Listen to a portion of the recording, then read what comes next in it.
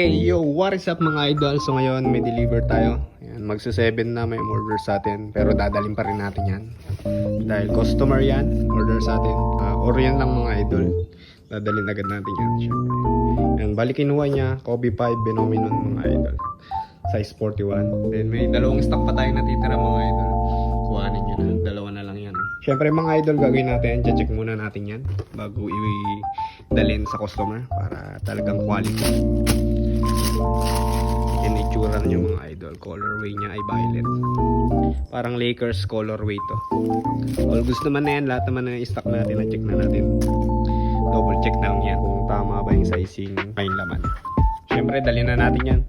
Diretso ride na rin to para sulit yung biyahe natin. Kasama yung mga tropa nagsiuwi din ng ibay. Kaya sulit yung biyahe natin. Magde-deliver na rin tayo. So let's go mga idol.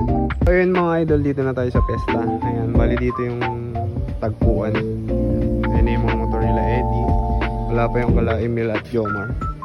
Umalis yata yung motor kasi nagpagupit si Ace. So update tayo mga idol mamaya. Pasok mo. Email kami nila Eddie. Guwapo. At ito mga idol, ayan, nakita nyo ng mga palis na kami. Siyempre ayan sila Eddie, nandiyan na rin sila Jomar. Ayan yung burgi niya, pinupunas-punasan pa. Siyempre no, new helmet. Bali ayan mga idol, biyahe na tayo. Ayan, sulit na sulit yung ride na ito mga idol. Saktong-sakto yung yayaan. Kasi may deliver din tayo sa Orion. Ayan, naghihintay na yung tropa natin dun.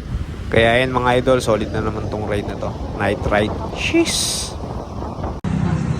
At ayan mga idol, nandito na pala tayo sa Sabatan. Ayan, dito lang yan sa highway. Sa may waiting shed, biyaheng Balangang mga idol.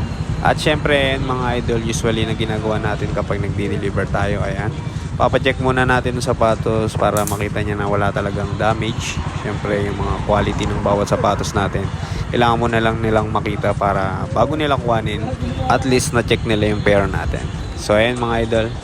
At kapag katapos naman na nila ma-check, ayan, syempre, hindi mawawala yung pictorial dyan mga idol. Bali mga idol, ayun yung nakikita nyo pinupost ko sa page natin na halos araw-araw yung mga namimili.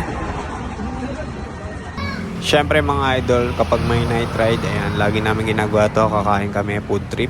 Ayan, foods tayo sa gabi. Syempre dito yan sa Chef Ram sa Balanga. Ayan mga idol, kitang-kita nyo naman sobrang solid dito, ang laki ng space.